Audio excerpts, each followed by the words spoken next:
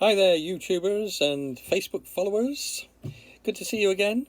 It is Carol. The date today is the 5th of January. I never know the date. You'll notice this in the videos. I never ever know what the date is. That's what being retired is all about. Anyway, today we took off early, round to motorhome medics, who are less than a mile from where we are, because, as you will have seen in previous videos, we had a little problem with the hot water tank leaking. I tried to fix it, tried to diagnose it. We think it's been going on probably for 3 years. But we'd done other things, managed to keep it under control. We thought it was coming from the pump pushing water through, maybe one of the pipes, something like that. Anyway, finally we narrowed it down to it actually is the tank. So this morning we took Grace round to see the chaps round at Motorhome Medics, and they have done a diagnosis on it as well, which agrees with mine, which is that the tank is defunct. Everything else is working up to that point of the inlet, and then it's leaking out of there. And actually, I think me cleaning it actually made the leak worse, because the paper that I put down there came out absolutely soaked. So they looked at that, and then they have looked at what they can do for us. The first thing, obviously, is to replace that tank, that boiler. But, and there's always a but, isn't there? There is always a but. The but of it is that they don't make those boilers anymore. Which is something you come across when you've got older vehicles.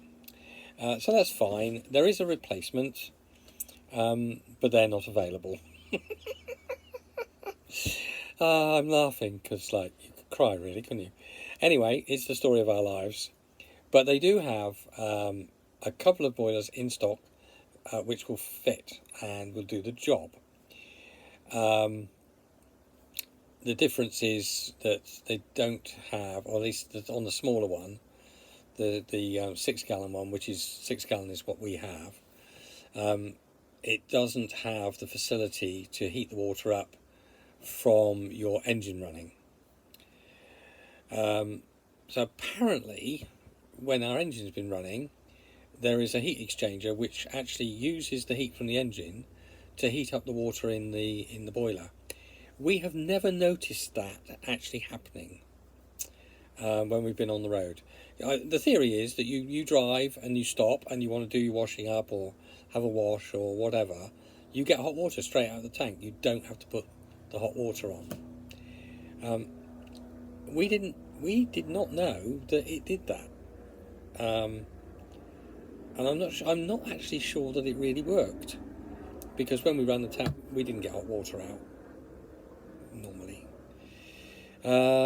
Anyway, that's the story. So this won't have that facility. Well, since we've never used that facility knowingly anyway, it's neither by. So that's the first option, to replace it with another 6-gallon tank. They will have to do some ripping out in the boot area in order to get access to disconnect the old one and reconnect the new one. So we've had to empty the boot, we've taken the bikes out, taken all the stuff out. So fortunate we have bought a car. Did I tell you that we bought a car? I don't think I did. We'll have to do another little video to show you the car. Anyway, we do have a car. So the car boot is now full of stuff from the boot of the RV. Bikes we've taken out, covered over and chained up. So that's all ready for getting this fixed. Because they're able to do it tomorrow, which is brilliant. Absolutely brilliant.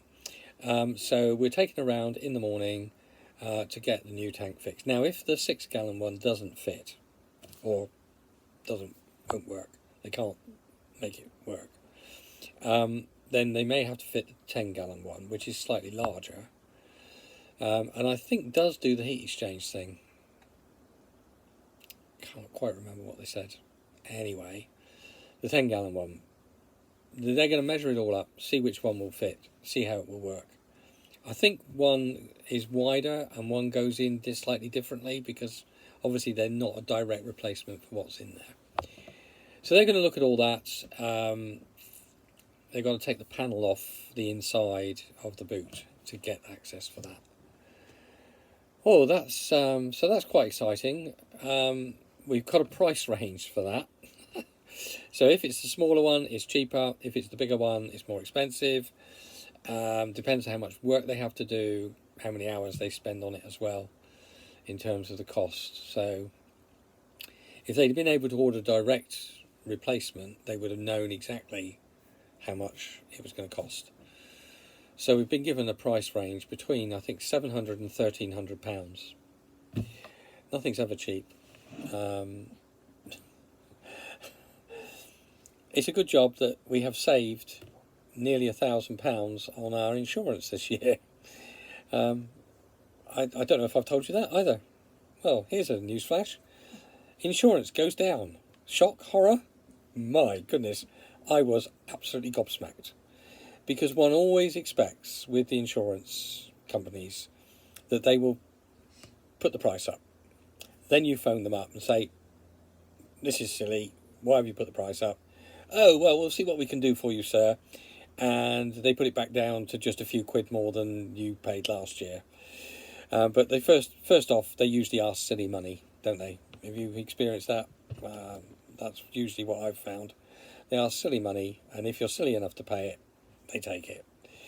You go and get some more quotes, and you go back and say, look, I can get this cheaper. And they go, oh, well, maybe we can help you out here. Anyway, this year, really, really good. We go through an agent, Adrian Flux.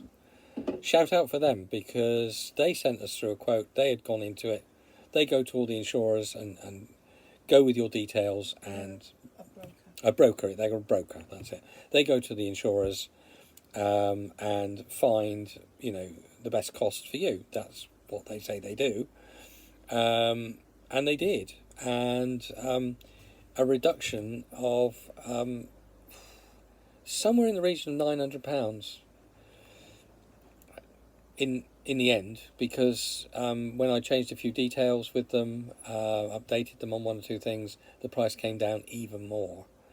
So £700. I may be exaggerating on the savings. £700. So it's about 50 odd% less than we paid last year, through the same people, but now different insurers.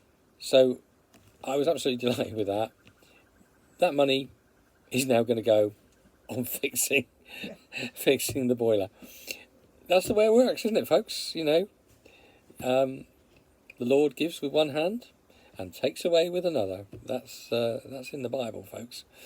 So we have to go with that. So we've received and we have given, and that's the way it works. So very grateful for the fact that we've saved some money, so we've got money to cover this cost.